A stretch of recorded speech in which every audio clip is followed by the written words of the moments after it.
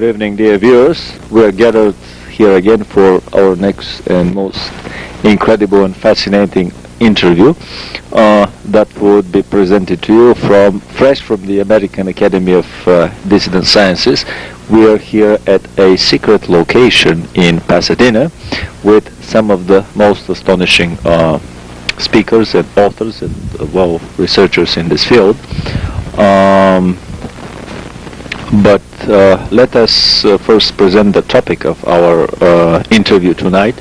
We will try to talk about the highest echelons of the secret societies on this planet, the highest echelons of Freemasonry, of the Knights Templars, of the Illuminati, secret societies that are probably secret for this very simple reason, that there are a lot of secret things going on at their highest echelons that should not get into the public under any circumstances. And from our humble knowledge into the field, we will try to create a picture to elucidate this puzzle, to put the jigsaw puzzle together.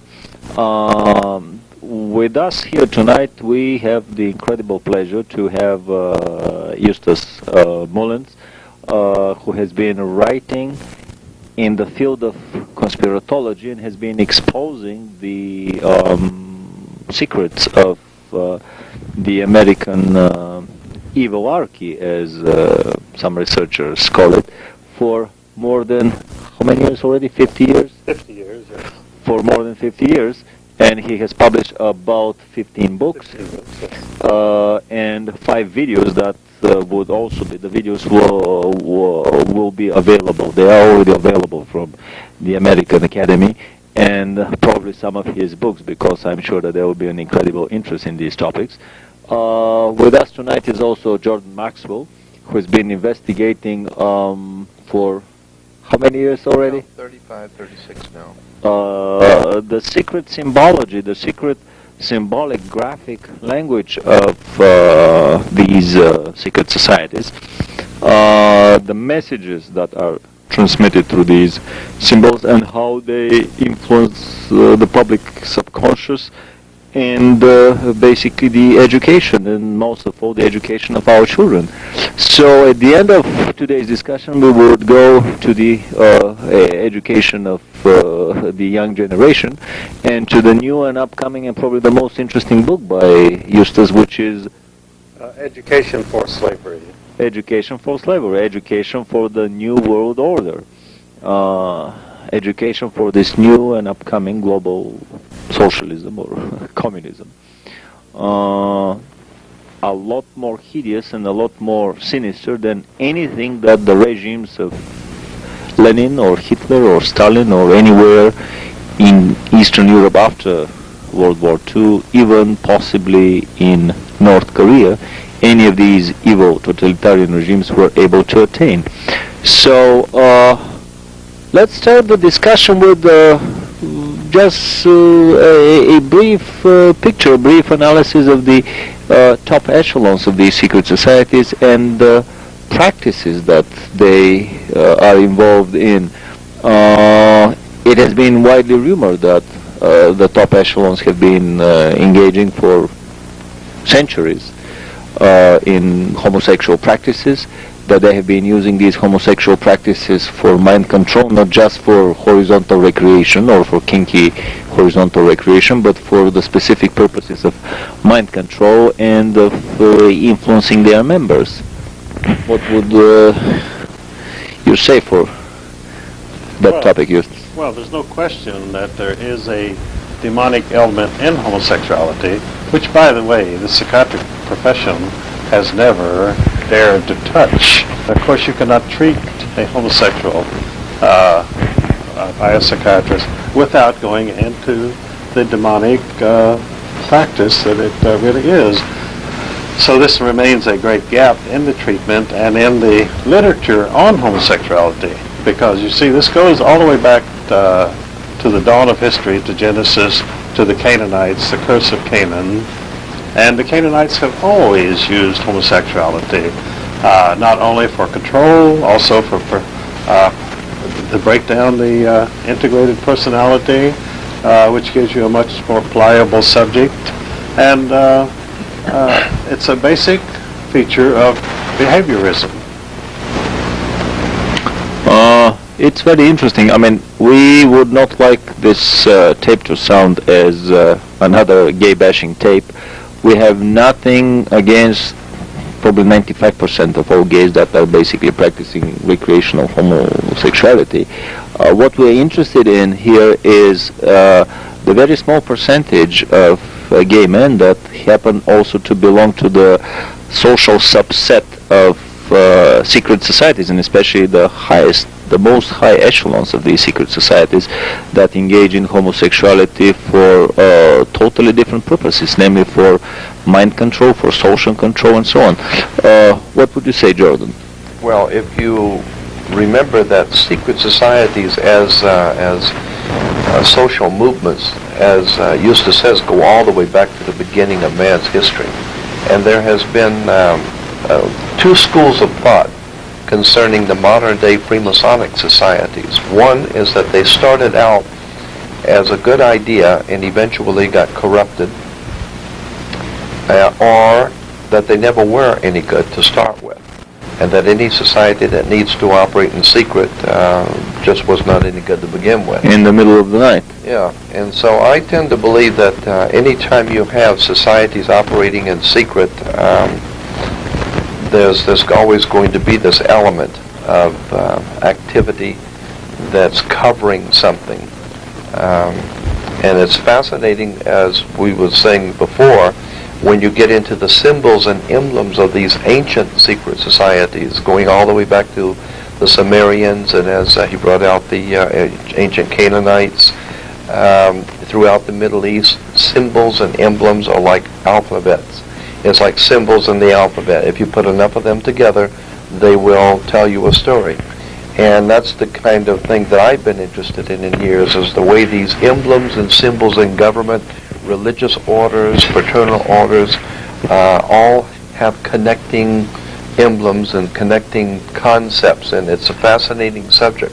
It's a very secret alphabet that allows only the initiates of the highest echelons of the secret society to understand the messages. It's like a subspace channel coded message of if you understand hyper words. If you understand that doctors have their own language, attorneys have their own language, the clergy have their own terminology in their language. It's only to be even teenagers and young people have their own language, and so it's only to be expected that secret societies would have their emblems and symbols and ways of connecting themselves to each other in foreign lands and terminology. But I'm saying that if you go into the national coats of arms of nations, flags, all of the harlotry of the coming out of the Middle Ages, all of these things have a very powerful significance on the world in which we're living today. And there's a whole world of knowledge operating beneath civilization. I've heard some rumors. I mean, basically, we cannot in 2 hours here bring indestructible evidence. A lot of the discussion tonight would be about rumors and stories and so on, but still they paint a picture that is quite a bit self-standing. I've heard, for example, stories that the highest echelons of the Knights Templars are a sodomic society. What would you say on that matter? Well, I think that's true. I think that's borne out. And in fact, when the King of France, I think it was Philip, went after the Templars, homosexuality was one of the reasons for the crackdown on them. But of course, what he really wanted was the fortune, the great treasure, which the Templars had amassed, and also he felt that they were a political threat, and so he would gain several objectives at one time, and also gain their treasure by attacking them on the, by then, I think, well-established grounds of homosexual practices. So basically there is no way for somebody to go that high in the hierarchy of these organizations without being homosexual, at least in the Knights Templars. I think not. I think it's almost like a very advanced initiation ceremony, and of course, engaging in homosexual practices becomes a final committal to the innermost purposes of the order. And once you've done that, and I guess there's no coming back really once you've been initiated into homosexual operations or activities, you can no longer be a non-homosexual. There's no coming back from that. And I think that they realized this and that they wanted this as the final commitment from the official. How about Freemasonry? Have you heard any stories about the highest echelons of Freemasonry engaging in? If you go back into the most ancient times, religion has always had sex connected to it, and especially the occult religions are very, very connected in so many ways to sex. Sex was a very big part of the ancient world and of the symbols coming out of the ancient world, and it even comes into our modern day in so many ways that we don't even think about, such as the Washington Monument in Washington, D.C. is the male phallic, and it connects with the Oval Office, which is the female, which is the generating force, which is the G for Freemasonry. The G within the square and the compass stands for the generative force of sex. And as I said, the ancient world had a very heavy influence on sex. Sex was used in all of the rituals, especially words and terms and black symbols. magic sex. Absolutely, and I believe that the people who are at the top of the world today are using sexual magic, and I think that's probably why so much sex is flaunted in movies, television. The sexual revolution itself, free sex. All part of not a revolution just for freedom and free sex, but it has an integral part to play in the overall occult movements of the world to open the human mind up to sexual perversion. Also lowers the inhibition in a human being to accept anything. And once you have compromised your morals in that way, you are now ready to be compromised with money. The next step. With the next step, and with power, and then you've been bought. So because I've heard that basically the highest levels of Freemasonry are quite a bit into homosexuality, and it should not surprise me. It becomes basically a very cozy boys' club, and in a way, an initiation into the next and higher degree is probably all the members of that secret Masonic cell taking turns at the Well, I have once a newcomer. I had once a teacher make the point that I thought was very significant, just in passing, that this whole apparatus that we call the secret societies has as its basis a war between the sexes, going all the way back into the prehistoric world. And that for so many thousands of years, the woman was the symbol for spirituality, the goddess. And then with the coming of the Roman Empire, more emphasis was placed on the gods as male. And so today we have this male domination of the world, and yet there is this very important connection between male, female. Well, that's why you had temple prostitutes in the ancient world, because there's a lot, very important connections can be made between the act of sex and the psychological connection with God, some sort of a spiritual connection with God during the time of sex. And so that's, I think, very important to keep in mind that probably these people at the top of the secret societies are, without a doubt, sexual perverts. Eustace, what would you say about another and very interesting secret society, namely the Skull and Bones, because this is a secret society not of elderly men that have reached the 33rd or the 38th degree of Freemasonry, but these are young kids in the 21-year-old or third year of college that are initiated in that society. Have you heard of any homosexual overtones? Oh yes, the initiation ceremony of Skull and Bones, which finally began to leak out after many years of total secrecy. The fact is that the initiate into Skull and Bones, first of all, he has to strip off all his clothing, then he has to lie down in a coffin, and there he recites every sexual experience that he has had throughout his entire life, whether with male or female or what they did. And so this is in the presence of his brothers, you see, the fraternity brothers. So in other words, he is totally confessing all of his sexual activity of his life to that time, and they are now in possession of this knowledge so that they have not merely a weapon of blackmail, but a weapon of control, because whenever he sees one of his fraternity brothers around the campus, he knows that that brother knows all of his innermost secrets of his life. And in other words, you place yourself totally in their hands. And the Skull and Bones, of course, was set up by the Russell Trust in 1858 as a branch of the German Illuminati. And apparently this is also an Illuminati technique, probably developed by the Jesuits, to force the initiate to place his personal history and all of his secrets in the hands of his fellow members. And then after this recitation of his personal secrets, he then stands up and is supposedly born again as a new person under the guise of the Illuminati Skull and Bones. And the members of this fraternity, by the way, there are other fraternities on Yale University, but it was generally known by the students there that Skull and Bones was the peak. In fact, a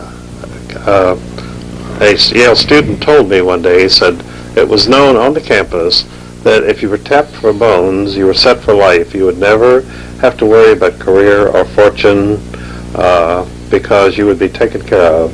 And only 15 seniors each year are tapped, you see. Yeah. And they are from the most elite families, the Harrimans, the Rockefellers, and the Bushes. His family was an employee of the Harriman interests, and so that's how Bush was chosen. Families that have been for many generations into Satanism and black magic and secret societies. Yes. Also, there is a funny fact that when you are induced into the Skull and Bones, you basically lie naked in a coffin. Yes. Not only that you recite your past sexual exploits, but you lie naked in a coffin with a red ribbon tied around your lightning rod. Oh, yeah. Also, I heard that they do something like a rush where everybody is naked and they kind of jump over and fall over and then pile upon this new inductee. And what goes on in the middle of this frenzied rush, I cannot say, but it looks like kind of a preparation for future sodomic experiences. Plus another funny initiation rite that they have, you have to go and dig up a grave of a famous person and steal his skull. That's how the skull of Geronimo was stolen by one of the famous boners and brought to their shrine, which is a whole building in the middle of Yale University campus. The skull of another famous several Mexican revolutionary leaders were dug up and so on, which is like a gory story from a horror movie. Digging up a grave and taking out grisly bones in order to be initiated in a satanic society. If I use the language, the nomenclature of the communist totalitarian governments, basically, this is like a satanic Komsomol society, a youth satanic league, basically a preparation society, preparatory society, so that these members would rise much higher into the highest echelons of Freemasonry and the Illuminati. I think it's important right there to make the point that the Skull and Bones was a Freemasonic emblem. It is a Freemasonic emblem. It was always on the graves in Europe of high degree Freemasons. On their graves would be the skull and crossbones. They kept even the pirates of the Caribbean, even the pirates would run the Jolly Roger, the black flag with the skull and bones. Not only Freemasonic emblem, but I was reading a book on black magic, and there there was a photograph of a table set for satanic rituals, the daggers to kill the victim, and there was a skull and two femur bones in the very same exact geometrical position and shape as the emblems of the skull and bones. Right. And you know that in the language of symbology there is basically nothing coincidental, and that for me was a very strong indication that there may be some satanic overtones into that campus fraternity society. On top of that, all these strange voices that were coming through the locked doors of this temple until somebody broke in the 70s, and in one of the rooms they discovered full regalia of Nazi flags, uniforms, swastikas, posters. Basically, it's obvious that on top of being with strong homosexual overtones and preparatory for satanic practices, it also practices Nazi elitist philosophy of the white elite. Now, this particular area I'm not that familiar with, but I know that the introduction of perverted sex opens up it lowers one's inhibitions to start with, and then opens one up to further corruption. As we said before, that then one is not averse to maybe monetary corruption, and from there to lying to political corruption. And once you're into that lifestyle, it's a short road. Yeah, it's a very short road, and you know there's no coming back, because as Eustace brought out, all of your cohorts with you know what you have done, and that's the way that they can keep control over you. Jordan, you mentioned something interesting about the G letter, the G force, the emblem on the Masonic shield. Masonry, the square in the compass has the G in the middle, and the G stands for many people thought the G stood for God, and then there were some who felt that the G stood for geometry, which had some basis for belief. But actually, if you go back, it goes all the way back to the generative force of sex, generating the generative force in nature. In the generative organ, which is the male organ. Which is the male organ, absolutely. So that's why only men are admitted in Freemasonry, yeah, well, it supposedly. has quite a bit to do with the superiority of sexual superiority of the male over the female.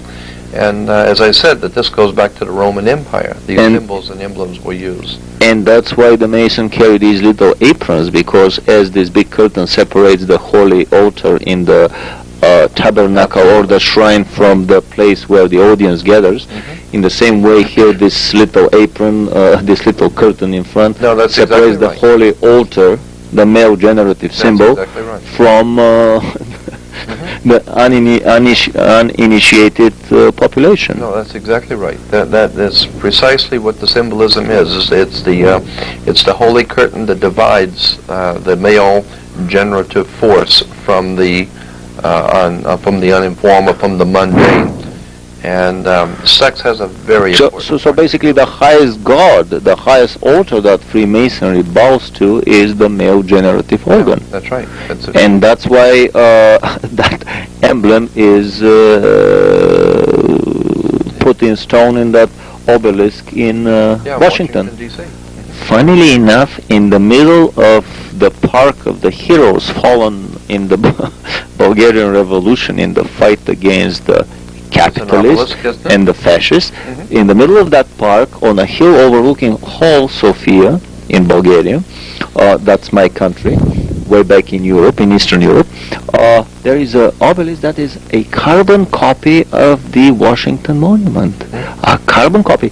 And behind that obelisk, there is this square, long lake, exactly a carbon copy of that lake, which is the symbol of the female vagina. So basically, these monuments were copied through Eastern European Freemasonry, which was the conspiracy behind communism in all of these Eastern Europe, European countries, all over Eastern Europe.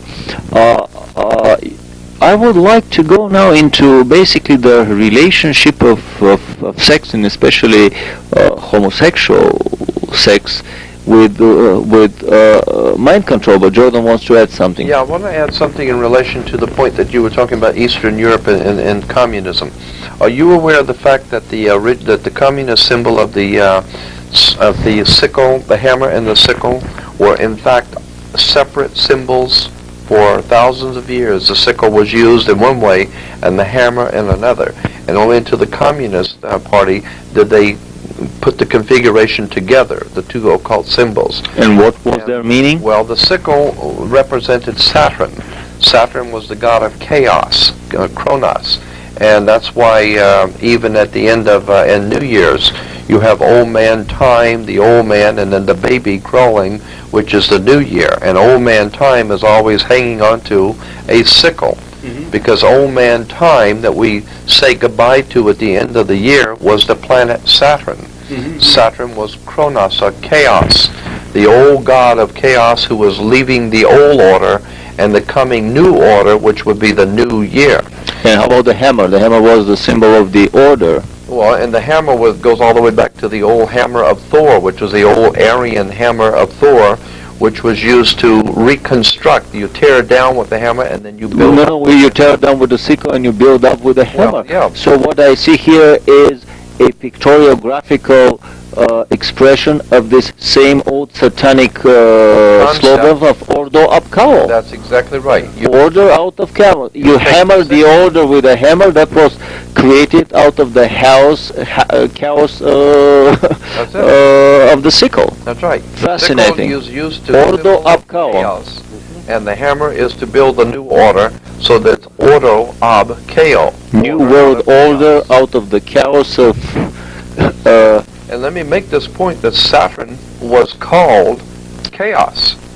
That was the name of a god, and that god is traced back to the planet Saturn. Fascinating. So that old man time at the end of the year is actually the planet Saturn, or chaos. So let's go now into the connection between homosexual sodomic practices and mind control.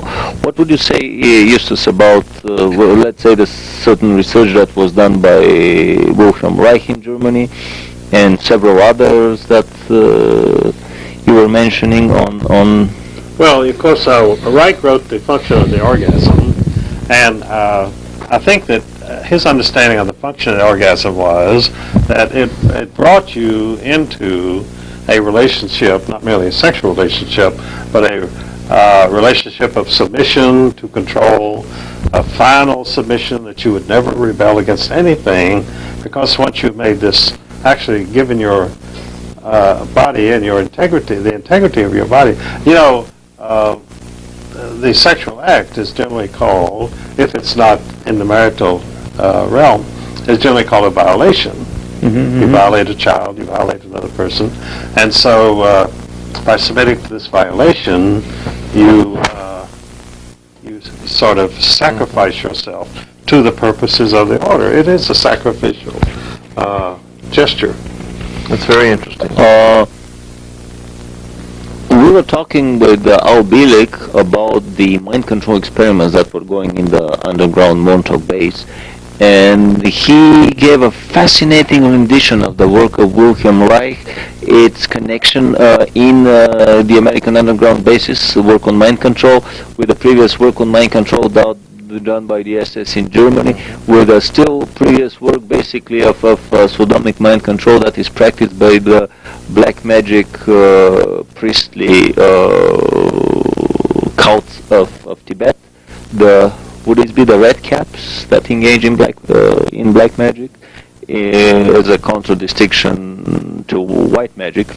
But basically what the story is that when the student and the teacher engage in such a homosexual act, when the student is brought into a near orgasmic state, then certain pathways open between the subconscious of the student and the mind of the teacher, and then the mind and the teacher, who is already deep into black magic, and abuse of that personal freedom and personal right to choose your own destiny. The teacher enters into the subconscious and can do all these DOS commands of erase, delete, change on the mind, on the subconscious of the student. This is done in Tibet to impart certain higher types of knowledge directly from the teacher into the student.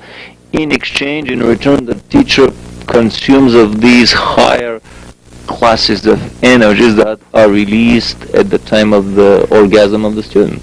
And basically in these black right priesthoods, fornication goes on all day long. If there are girls around, fine. If there are no girls, boys. If there are no boys, all the animals in the courtyard. I mean, this is common practice there that makes no impression on anyone.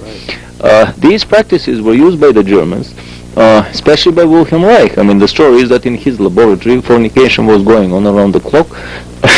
And even here in the United States, he had special, his security guards were basically trained to shoot first and ask questions later, and especially any messengers from the FDA. But they were doing these experiments around the clock. What Wilhelm Reich discovered was, among the many things that he discovered, one of them was the orgone energy. And basically the orgone energy, this is the orgasmic energy as I understand it. And through manipulation of that orgone energy, they later work on weather warfare, basically weather engineering for warfare purposes, creation of hurricanes, creation of storms, of tornadoes of incredible power, with a machine as small and portable as an armchair, or probably in its biggest size as big and just a machine mountable on a truck. These photographs are very well known from the rare books by Wilhelm Reich that were expurged from the public libraries in the best Orwellian tradition. So back to the mind control. It was very convenient for the Germans because in the SS they would indoctrinate the highest echelons of SS using these practices. And later on in the 50s and 60s, especially in the underground Montauk base where Al Bielek was working as an engineer, they would abduct boys, teenage boys from the streets of Long Island, put them in these underground dungeons, and most of these stories have been related to in our previous films. In the film by Preston Nichols, A Visit to the Montauk Base, they even found the cages where these boys were kept before sodomizing and mind controlling them, in not just changing some of their files, but basically completely erasing their JAWS directory and substituting it with a new one, with a totally new personality. And then these boys were supposedly sent forward in time, possibly to be the new perfect agents for the New World Order, let's say in the upcoming riots in Los Angeles. These were experiments done in the 50s and 60s. What a better way to create a perfect anonymous agent without any background. For these of us that have seen the French film La Femme Nikita, about the creation of such a perfect government agent from a lady that was sentenced to death, and the public was notified that the sentence has been carried out, but actually she was not killed and hidden in a special underground indoctrination and training center where she was turned into a total assassin. The Montauk Project was an even more precise and diabolical operation, because there dozens of boys were turned into totally mind-controlled individuals and sent forward in time. And these practices were done through mind control. Much, much later on, they developed electronic chairs where you would be brought electronically to this near-orgasmic state, and then they would do the same mind control operations on you. So let's come back to the basic education of kids. I wouldn't be amazed that this high early introduction to homosexuality is meant not only to compromise the morals of the person, but also to prepare him for future mind control manipulation. Eustace, you were mentioning today that basically in the English boarding schools, these were very accepted practices. Well, that's true, and in fact, you always had the elites. The children of the elites were always subjected to these practices because, there again, it made them more amenable to carrying out the program. In other words, they would not be rebels. They would be people who would fit in. They would be trained to fit in. Because education, you see, is not merely imparting knowledge education is many things. It is training, and as you point out, it's also seduction. And in fact, Corruption. Seduction. I'm afraid education today is mostly seduction and corruption, and the imparting knowledge is a very minor part of it. And brainwashing, basically the fascinating film by the rock group The Who, The Wall, another brick in the wall, creating new bricks for the total wall, bricks by the millions, faceless bricks that are not different from any other one in this giant wall. Yeah, basically, I mean, these English boarding schools where most of the teachers were single, and it was accepted, basically. And our American elite was trained in New England boarding schools, which essentially carried out the same practices as the English schools. Or in all boys military academies, where these practices were carried even more so. Definitely. It's fascinating that such homosexual practices have been widely practiced in Japanese culture too. And even in the Japanese culture, they have a very well-developed homosexual poetry and homosexual art. I mean, it is not paraded very much in public these days, but if you are a connoisseur of specialized Japanese art, you will be fascinated at the abundance or overabundance of homosexual poetry and paintings, which means that even there the elite has been basically quietly led into the ways, into the fold, by their secret societies, which, as usual, would have the emblem of the dragon, and we all know that the dragon is the symbol of the empire of independent angels. I want to call them fallen angels on this planet. So, what is the bottom line here of all these discussions? That basically mind control is practiced with all possible means. I mean, in 20th century, a lot of technical means have supplanted homosexuality. We have mind control frequencies beamed at us through the television sets, mind control frequencies piggybacked on the cellular system phone network, microwave frequencies beamed from special transmitters or orbiting satellites that directly resonate with cranial cavities and create the effect of hearing sounds or even obeying orders, basically totally controlling the individual. Microchip implantation for the purposes of monitoring and mind control. Basically, I think that Martin Cannon is one of the best researchers in the field of microchip implantation by the government, with his book The Controllers, which is also available to the public. Through Freedom of Information Act release documents, the CIA has had secret programs in microchip implantation into basically unwitting subjects. In the 50s and 60s, we're talking about 40 years of microchip implantation techniques. Microchips for mind control were available well before microchips were officially discovered for personal computers and bigger computers. So my feeling is that this is basically an evilarchy,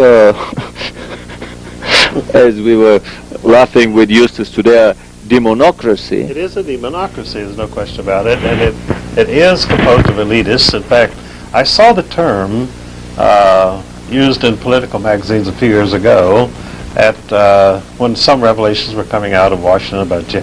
Edgar Hoover, who was not only a leading Mason, but also was a well-known homosexual.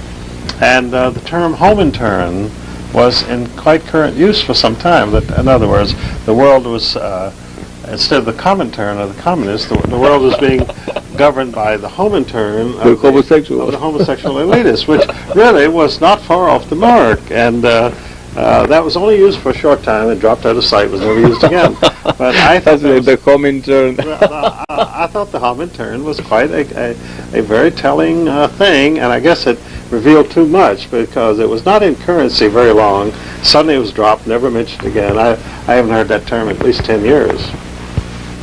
I think a very important writings was done about 20 years ago called The Religion of Revolution, in which the article was written by, I believe, Rushdoony, and out of Texas, and it was an exceptionally penetrating article about how homosexuality has been used, and sex in general, but especially homosexuality, has been used to prepare the human race to accept other things. And it was very well documented. It was a very interesting study, and it was called The Religion of Revolution. And it showed how sex was being used to prepare people to accept, as it said, the rape of the people and the rape on their minds, the rape on their freedom, and that sex was a very integral part of all of this. Sex was used to prepare the people. I mean, what a better example to that than the heavy metal concerts that are used to prepare the young generation for the further acceptance of all these practices. Basically, why would one never find a violin or an harp as a musical instrument as part of a heavy metal band? Because I mean, these are instruments that basically resonate with the frequencies of the higher chakras, of the highest and basically the several top chakras. So they would be detrimental, counterproductive to a society that would like to stimulate the lower chakras of these lowest basic instincts. On the contrary, the drums and the heavy metal guitar, especially the bass guitar, resonate in the frequencies of the lowest chakra, of the groin chakra, of the sexual drive. So when thousands of kids get titillated to an ecstasy on a heavy metal rock concert, this is nothing more than a audio frequential acoustic massive masturbation, amplified by thousands of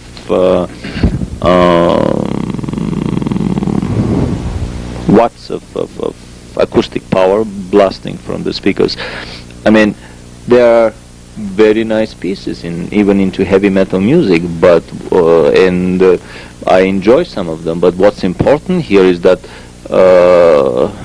as an overall package, the bottom line is that the heavy metal music does not enhance and elevate the vibrations of the highest chakras that would allow you to telepathically communicate with highest orders of intelligences in the universe. On the contrary, they basically titillate your most primitive basic sexual drives and instincts. And there's another book that I think you should know about. It's called 4 Arguments for the Elimination of Television by Jerry Mander. 4 Arguments for the Elimination of Television.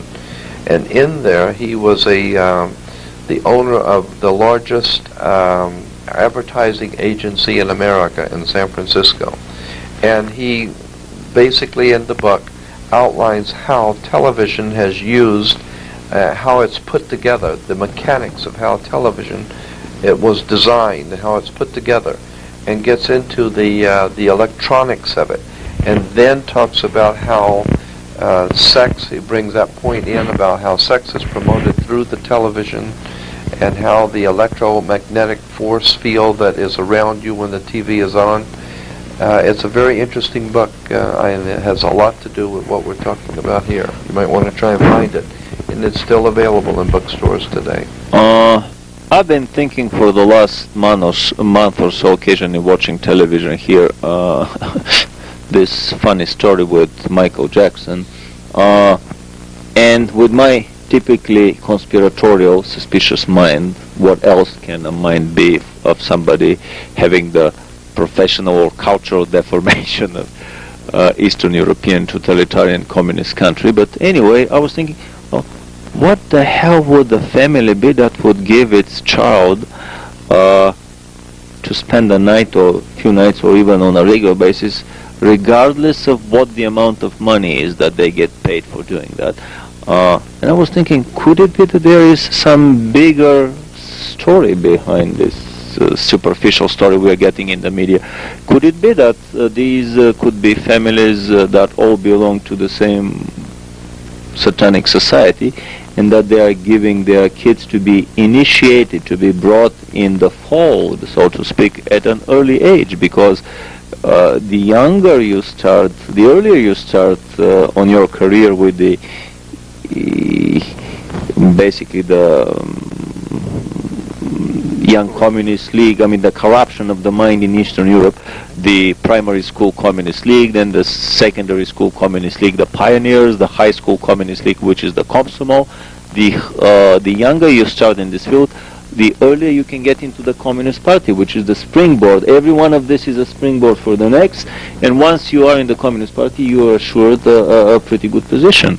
So in a similar vein, parents of such ambitious and corrupt parents that have been in the fold themselves for a long time, they probably bring out their kids to be initiated. What's your feeling about that, Eustace? Oh, I'm quite sure that this is a factor, and I think this may be going on a lot more in the movie and television industry than we realize. That the families now use. I think the case of the Menendez brothers also brings in some of this, because he was an important figure in the entertainment industry, and so why were these two sons apparently being inculcated into these practices? It could very well have been a vocational program that he was inducting them in.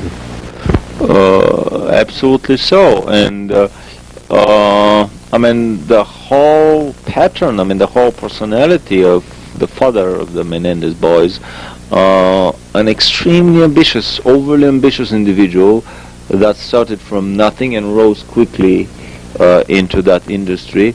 I wouldn't be amazed that the fastest way, the fastest and strongest springboard to rise into the secret societies in the world would be probably to be a member of a satanic cult, which is the innermost core, the innermost circle of a secret society.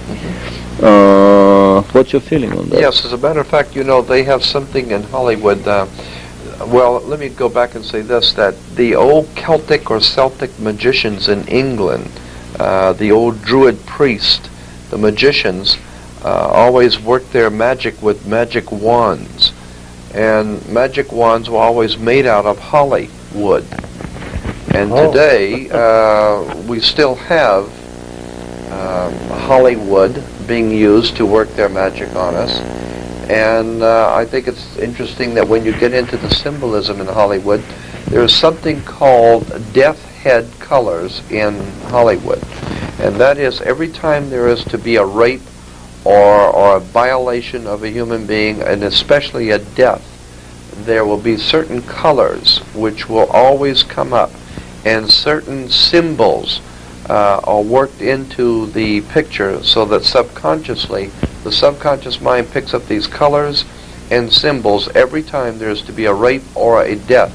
And around Hollywood it's called the death head colors and death head scenes. And so they're still working their magic on us in Hollywood today.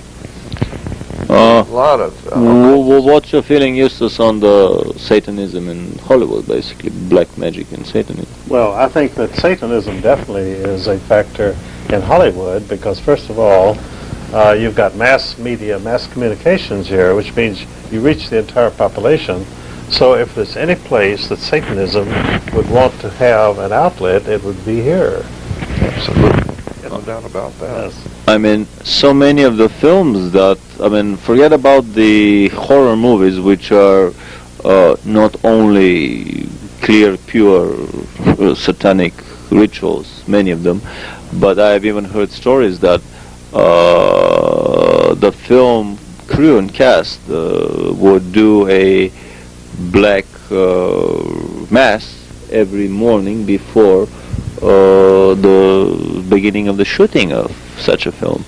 You know, Merv Griffin a few years ago had on William Blatty, who was the author of The Exorcist, and he was also the director of the movie The Exorcist.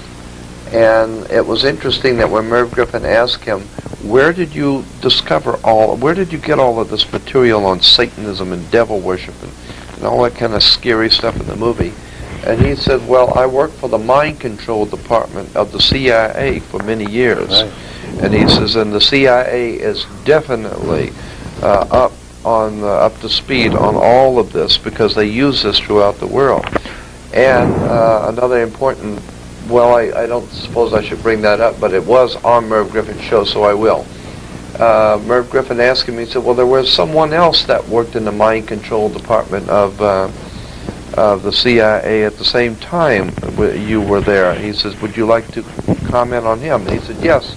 L. Ron Hubbard was also indoctrinated in this kind of thinking too, and so I Fascinating. Fascinating. Yeah. I've heard stories that the Monroe, what was his first name? The Bob Monroe. The Monroe guy of Monroe Institute was also Yeah. was also a member of the same department with the CIA. It's a very interesting line by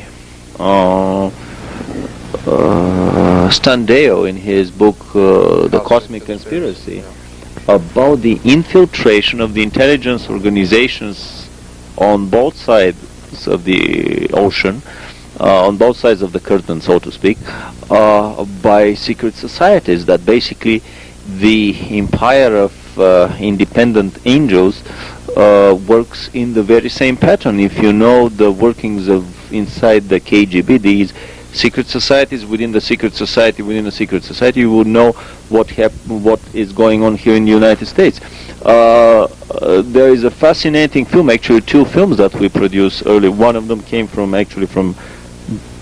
Germany, UFO Secrets of the Third Reich, where they give the whole backbone structure of secret societies that gave the rise of the Third Reich.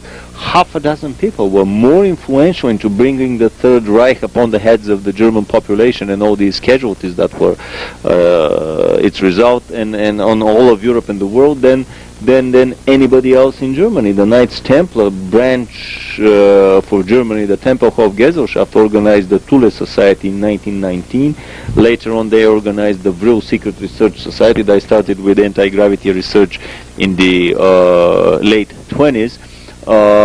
They organized the SS part, the National Socialist Party, to carry on their policies in the broader German population for the creation of a new world order, the new order, the Neues Ordnung that Hitler was talking about, and for the preparation of the coming of the new age. In 1919, the Thule Society was founded for that very same purpose, to prepare the German society for the coming of the new age. I mean, this is 60 years before the New Age became a catchword in California. But this whole secret society within a secret society within a secret society, I mean, this whole system was carried on in Germany. Within the National Socialist Party was founded the SS as an even more secretive organization than the party itself. Within the SS, later on, they founded the super secret society, the Black Sun. And I think the members of the highest echelons of the SS were also members of the Black Sun. So in their special castle, I forgot the German city. Yes, I forgot the name of the castle. Babelsberg. They had a very special SS castle that was built over a greatly renovated and enlarged medieval castle. Right. But they had an underground round chamber with 12 seats, the usual 12th number, which was their secret chamber for probably satanic and sodomic practices. Right. And according to Standeo, to come back to his book Cosmic Conspiracy, I mean, this is the pattern of the Luciferian presence on the planet to control the secret societies at the very elite. I mean, to the intelligence organizations through these secret societies. Also, these stories that I heard recently about an interesting sect within the KGB, the so-called castrati, a secret society where the ritual castrations of the initiation of the black and bones into the skull and bones society here, which is a red ribbon tied around the phallus, very scary to the end, and these people are actually castrated, which gives the typical facial expression of a lot of the KGB high members of the 30s and 40s. So we have the same practices over and over and over, but all they are meant for control of the corresponding secret society and the overall organization into which this society is embedded. Let's come back to basically the education in schools and how the New World Order is preparing to bring down these practices into the public educational system. I mean, your upcoming book, Eustace, is fascinating to this, and that's probably one of the most interesting books to hit the American book market in many years. Well, I think so. And you see, supposedly they're bringing all these practices into the schools to be taught to the children under the guise of sex education. In other words, why shouldn't a child know the difference between male and female and what the roles of the two sexes are? But in fact, the educational system is doing exactly the opposite. They're ignoring the traditional roles of male and female to our children, and I'm talking about 6-year-olds, 6 to 8 years old, are being asked to not only be tolerant of sexual deviation, but that even at that age, they really should start thinking very seriously about whether they want to be a normal person or whether they want to be a sexual deviate themselves. In other words, they're being challenged to accept homosexuality when they're 6 years old, and this is not a primary concern of the average 6 years old. Absolutely, and especially keeping in mind that homosexuality is not 10% of the population, as is the myth, but No, it's very small. A lot less. So what they're actually doing also is to, because homosexuals don't reproduce, they have to constantly be recruiting new members, or otherwise the practice could die out altogether. But that's fascinating, because that's another population reduction policy out of the large number of such policies that they have, from the designer diseases and designer viruses that are coming non-stop from their assembly line of the labs at Fort Detrick and many other places, to the encouragement of working for both parents so that they cannot make, that they cannot produce 6 or a dozen children as the American family would do just maybe 50 years earlier, but just 1 or 2 children.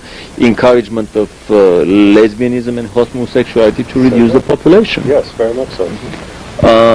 I mean, the kid of my friends was asked in high school a long questionnaire about homosexuality, and the bottom line of it was that if they had any problem figuring out on which side of the divider line they were, they should go and talk to their homosexual teacher about getting enlightenment. And the very end of the questionnaire was basically that you should not discuss these things with your parents. Oh yes, very much so. Which enraged the parents themselves. Well, the parents, you see, hope that their children will be normal and that they will marry and have children themselves, so they'll have grandchildren. But you see, the homosexual recruitment cuts that off. Not only population reduction, also the breakdown of the family, which is a very important part of behaviorism.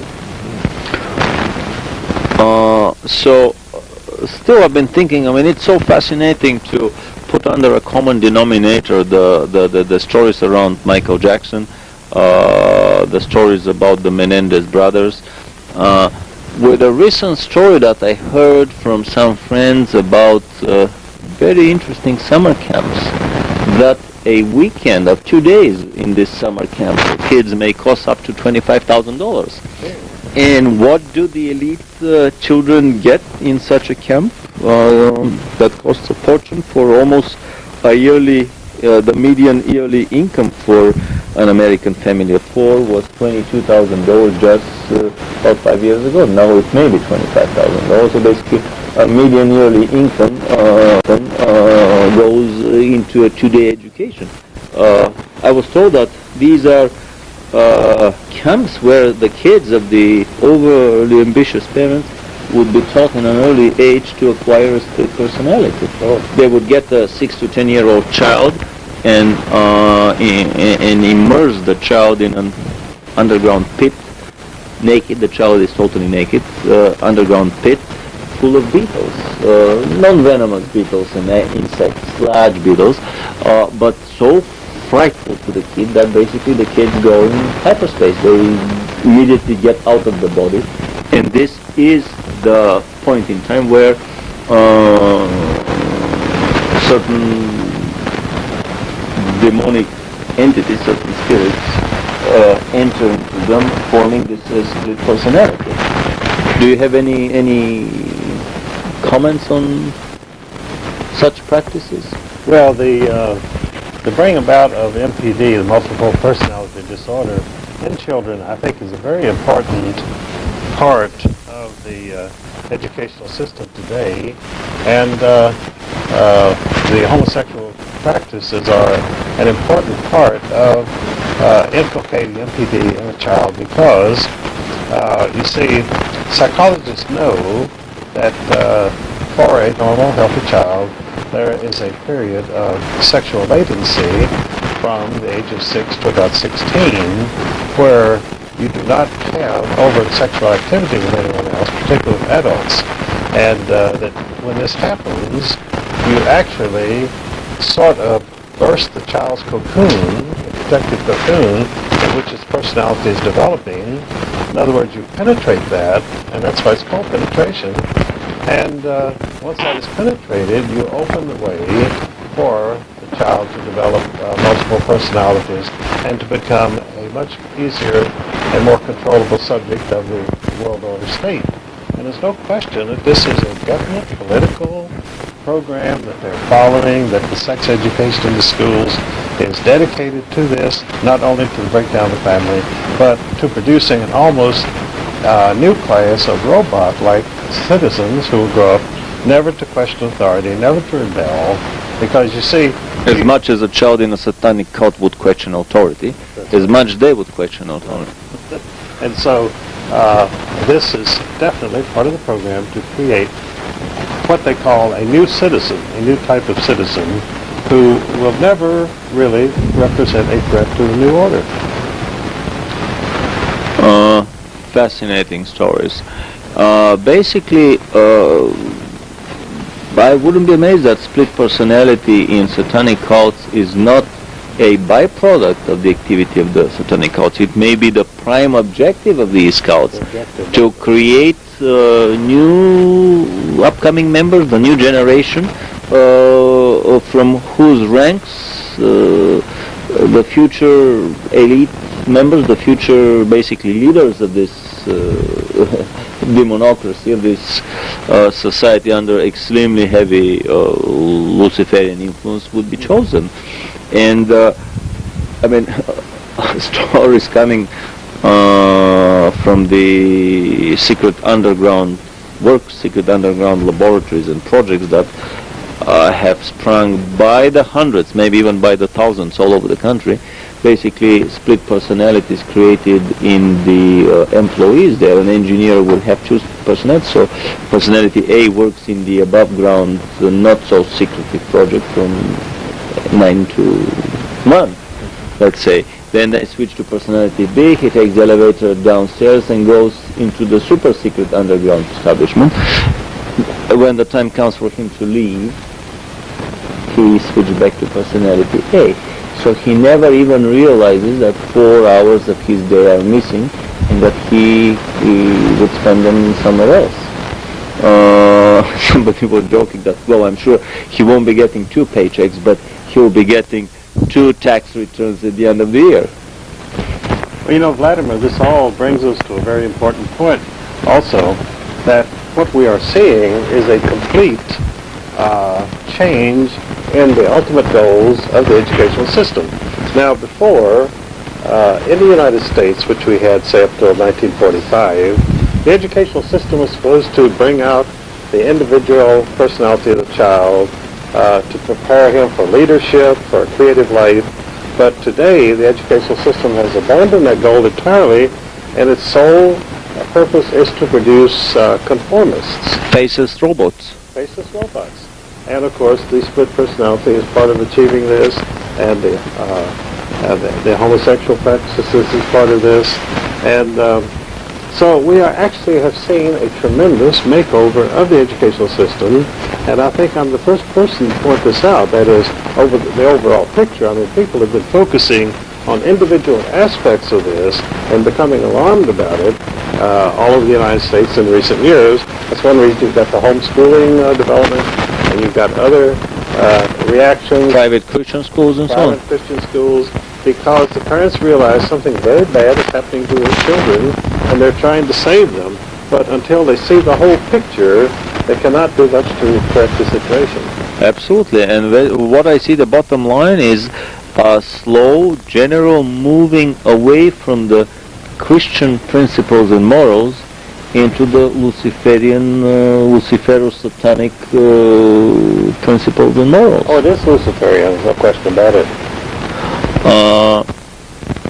Well, something that you mentioned, Eustace, I think is very important when you talked about how the concept of a new man or a new person being developed. Well, that was also the communist goal, to produce a new man. That's exactly right, yes. the new man. Yeah. And I was at Santa Barbara, University of California, Santa Barbara.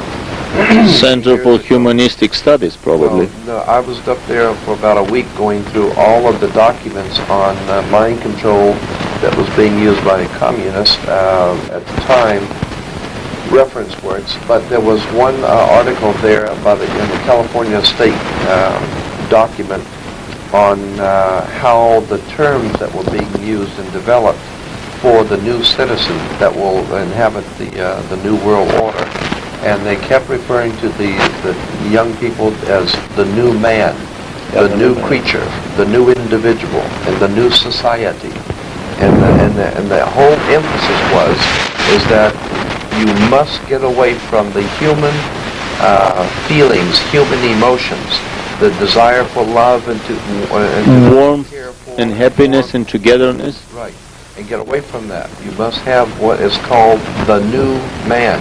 Yes. And they even brought out in the article how names have been developed in the past 100 years, like New Man as a name, like Paul Newman. Oh yes, Paul. And New Man, and they have been developing names purposely To introduce the concept. Yeah, right. Fascinating stuff. I still have those documents that I photocopied. The film years ago. Boys from Brazil is a beautiful film about these secret, here we're entering into genetic research, into human genetic research, into cloning of human beings. In the film Boys from Brazil, these were biological clones that were cloned from... That's not a new concept. As far back as the 40s, what's his name, Charles Lawton, was starred in a movie called Island of Lost Souls. Then in the 70s, late 60s, early 70s, Burt Lancaster played in a movie called Island of Dr. Moreau. Yes. There have been... which is a book based on a book by H.G. Wells, which came out in the 1890s, early 1900s, which was, I mean, that's probably would be another fascinating interview about the human genetic research that has been going on. But all of these indoctrination methods, for example, what they bring out is, what was the name of this Vulcan member of the Star Trek 1, the old Star Trek? What was the name of this alien Vulcan? Oh, you're talking about Mr. Spock. Mr. Spock, Mr. Spock. In what way is Mr. Spock different from the human beings? In the way that he has no emotions. And only pure logic. Only pure logic. Basically, he is as logical as a computer and as emotional as a brick. Exactly. And this is exactly the new men, the brave new boys of the New Republic that H.G. Wells wrote about. Actually, it's a fascinating quote in his 1902 treatise of basic impacts of science on society and social progress. And who was it? Was it Aldous Huxley that wrote Brave New World? Exactly. In which he talked about how young people were going to be traumatized and prepared to go into a new order of the world, Exactly. in which there would be no more human emotions, no more family ties, nothing to do with anything, because when you're dealing with human emotions and human feelings for a child, for other people, it is very difficult to control that kind of a mentality. Not only that, but human emotions. What is the strongest of all human emotions? It's love. Love. And basically, if you can bottom line the whole Christian message, the whole message of Jesus Christ during his life on the planet, it can be bottom line with one single word: love. So basically, the word love is like anathema to the empire of fallen angels, and they would like to do everything possible to get our society as further away from the condition of love as they can. So Mr. Spock is the excellent individual. So in these programs, there is a, well, not a very young boy by now, but a young gentleman that was educated in these boys from Brazil type of New World Order secret academy somewhere in the Brazilian jungles, Jefferson Souza, who is an extremely, or Sosa, Jefferson Sosa, who is an extremely strong psychic. According to Albilic, he was able to even pinpoint and trace his multiple goings back and forth in time, and his implantation of his soul into the new baby, which are other bizarre technologies, not of genetic human engineering, but of soul engineering, which we would probably discuss in a further future film. But this strong psychic boy had a very interesting childhood. He was raised in a farm totally void of any and every human contact, living in an isolated room where food would be brought on a tray through the input window, and the output would be taken out through the toilet or the output window, and that's it. No human control of any kind, no sound, no nothing. And the only contact with the outside world would be through television screens. So basically these are boys educated by machines. And the purpose of this program is to get rid of the emotions, to get rid of that most dreadful of the human conditions, the condition of love. And in relation to that, the movies back in the 40s, the Tarzan movies, if you remember, the article I was telling you about in Santa Barbara brought out how the motion pictures of Tarzan movies was to glorify the glorified savage, to take man and the entire human race and go back to the jungle and to live like the what they called the glorified savage, and that the modern day civilization based on Christianity was to be shunned, and that the abolished, was to go back to the jungle to live like Tarzan. Well, that was Rousseau's Noble Savage, you know. Yeah, the Noble Savage. Back to nature. Which was a very important philosophical concept, and which I think immediately preceded the French Revolution. And basically, I wouldn't be amazed that Rousseau was a major luminary and a major thinker of the Illuminati. Well, that's what the actual records say, that he was an ideologue, a major ideologue. As was Plato. Plato. I mean, through his major work, The Republic, which basically laid the foundation from all future political developments on the planet away from monarchism and into republicanism, which is the Luciferian way of social management, unlike monarchism, which is the Trinitarian way of social management. You see, the most important thing you need to remember in relation to mind control is the one thing that the people who are running this world from behind the scenes, the one thing that they are most concerned about and that frightens them is human individuality and human creativity, the human being as it was designed by God to be free and to exercise all of the human emotions, to protect oneself and one's family, and to look after the human race as a whole. This is the one thing the conspiracy cannot deal with, and they want to do away with is anything that has to do with human emotions or human family, and mechanize the human race in order that we shall all be able to operate together as a machine in the new world order without any human emotions, so that if someone is taken out one night and dealt with by the government. That everyone will just go to work the next morning and just do what they're told. And I think that this thing that happened in Waco, Texas, is a classic example of how well we have been prepared, because we sat in television and watched human beings in our country, in America, die in front of our eyes, and it was not a movie. This was actual life and death situation. And then everyone got up the next morning and went to work, and nobody said nothing. No one said much about anything. They were an ugly cult engaging in child abuse. And never even considered that they were, no matter what religion they were human beings in America. Absolutely. That died in front of you, and no one did anything.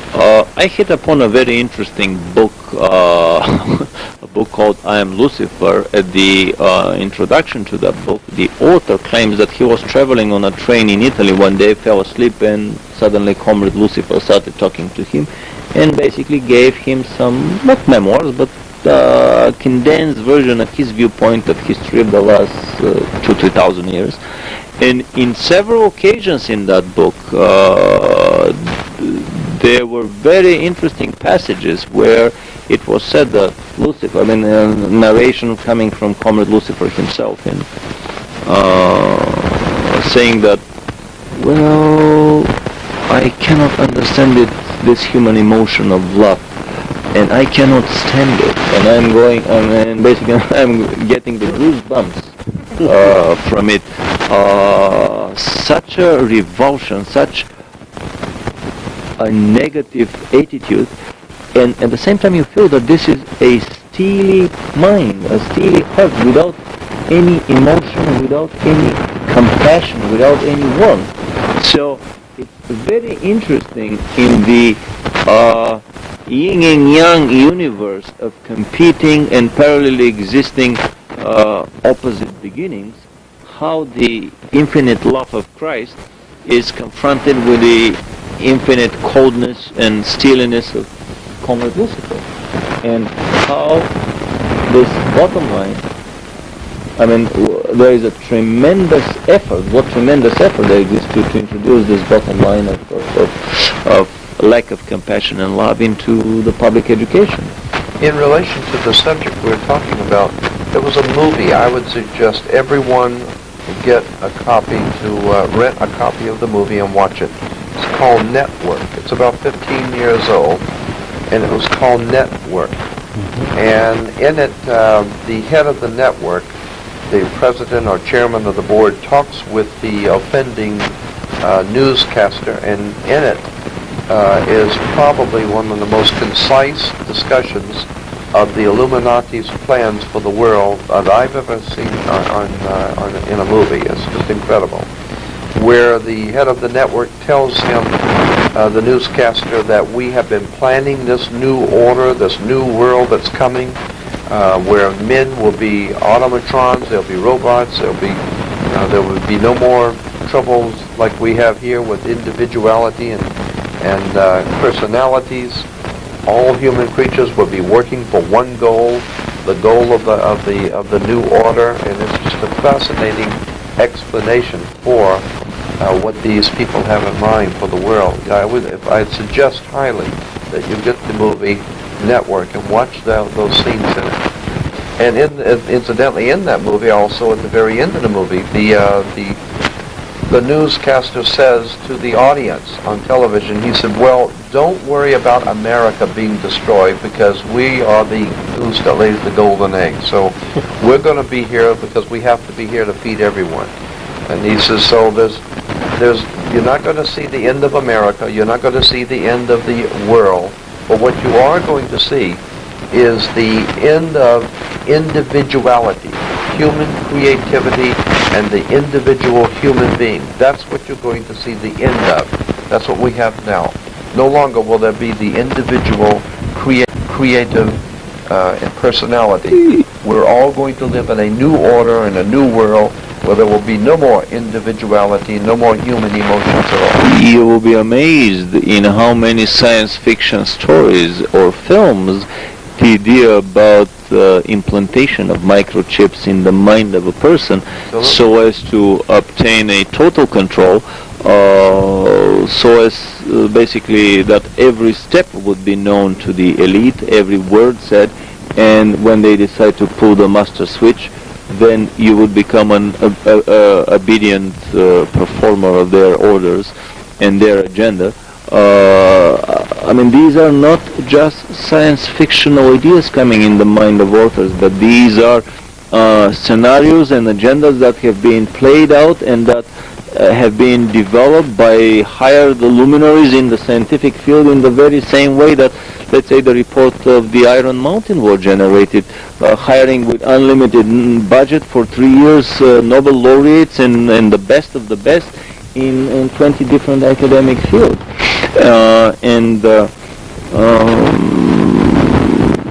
There are stories, rumors that basically what Orwell wrote in his book 1984 was not a prophetic warning to the citizens of this planet, but it was basically another of the numerous Illuminati blueprints and agendas for a future society, where through these constant low-intensity nuclear wars, the population would be kept low, and a small elite, ruling elite, would run the whole world.